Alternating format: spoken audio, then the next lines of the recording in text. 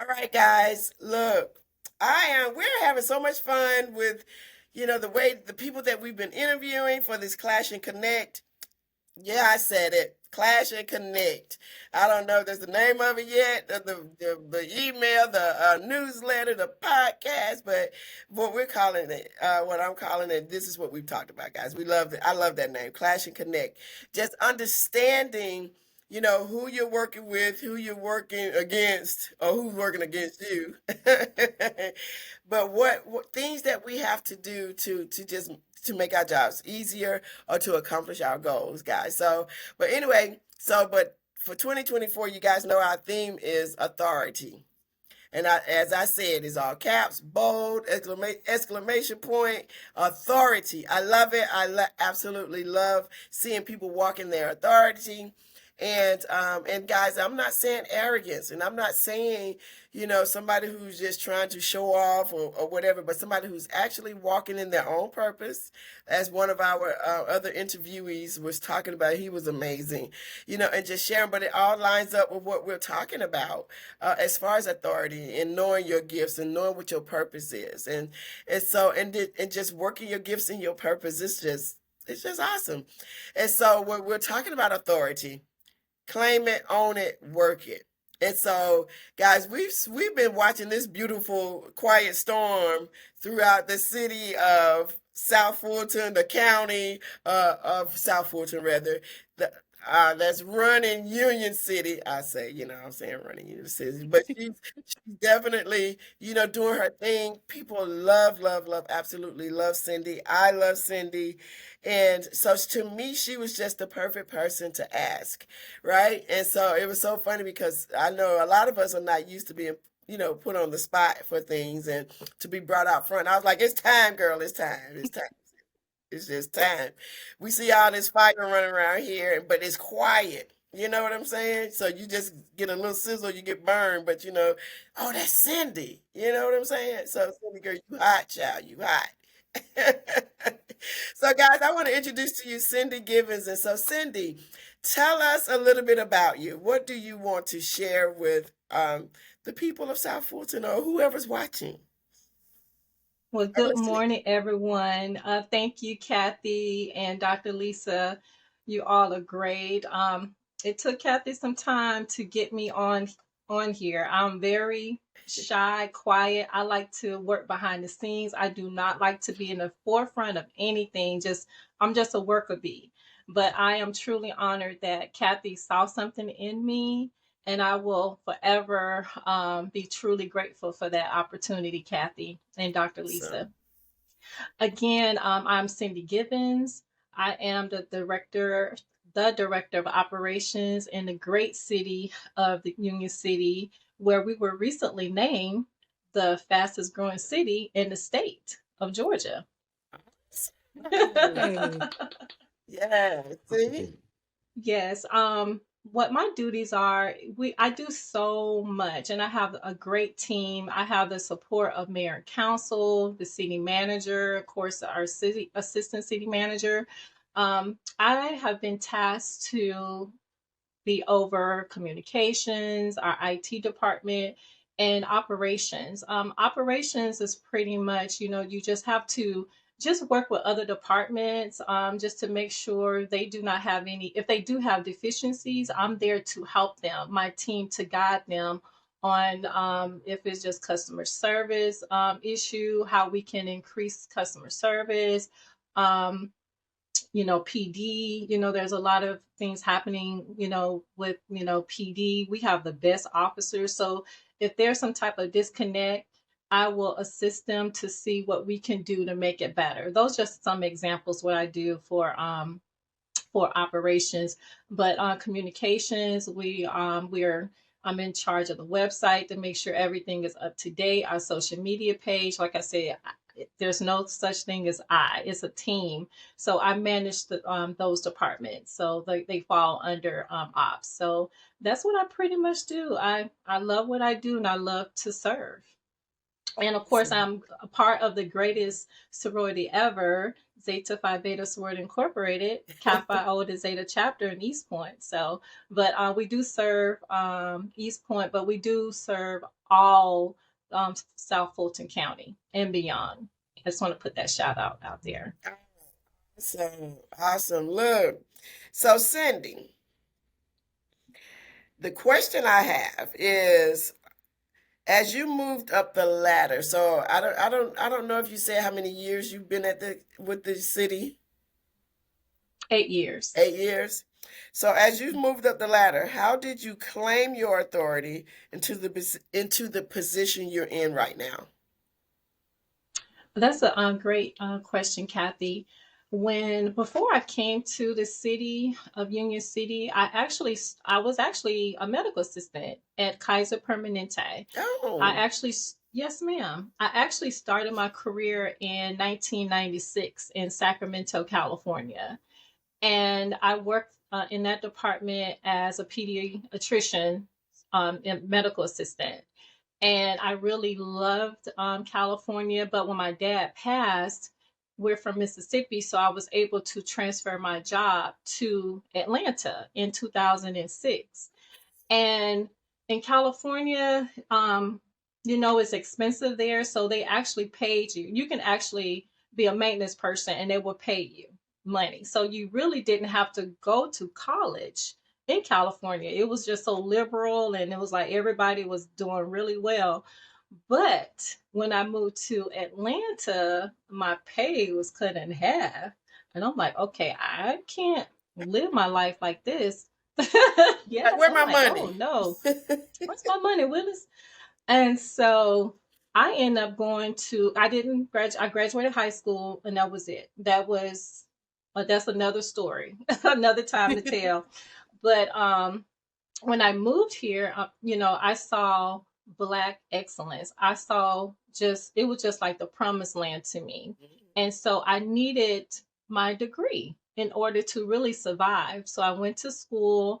I I received my bachelor's, and then, subsequently I did go and get my master's in public administration.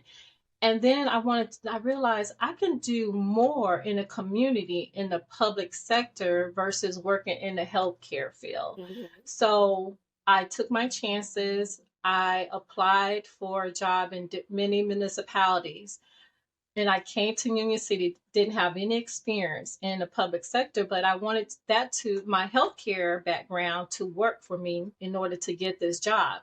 So I applied for to be the mayor and the city manager's executive administrative assistant. And so I didn't think I had a chance. I interviewed, they were great, and I got a call back. And then that's how I got started in the public sector, working for Miss Sonia Fillingame. She's a city manager. She was so great. I mean, she's the best mentor ever. She taught me, first of all, you have to love people to work in the public sector. She taught me how to speak. She taught to me how to, if we have a customer service issue, how to speak to customers, because customers, they just want to be heard. If someone is upset, let them get that out. You just be that listening ear. That's And right. 9 times out of 10, you can't help them.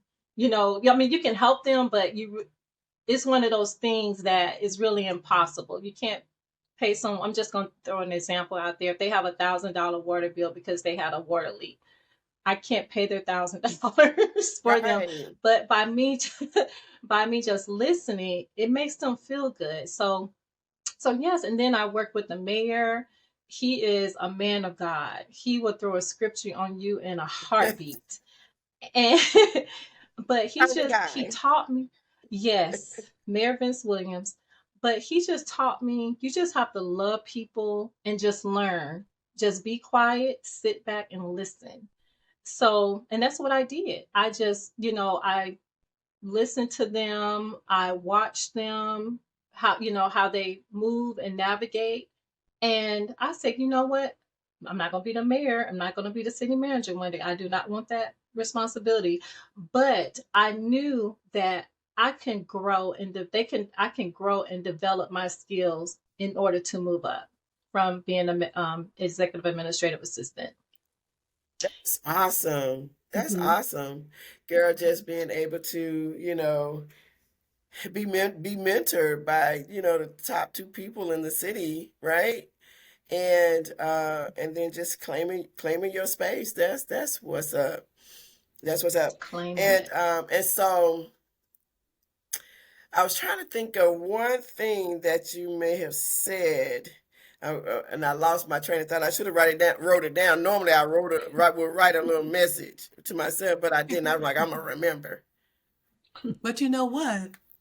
Cindy was really, really good because we giggle about it, but it's good that you know what you want and what you don't want in terms Yes, of your progress and your moving forward. So that also is claiming your authority, saying, well, I don't have to be that person. I can be mentored by them and still choose my own path. That's right. So it was really good to absolutely. hear that you were able to make that decision because we laugh about it because we always feel like, okay, if I'm going to do this, then I got to plan to be at the very top of the heap by the time I'm done. And maybe that's not what everybody wants. Absolutely.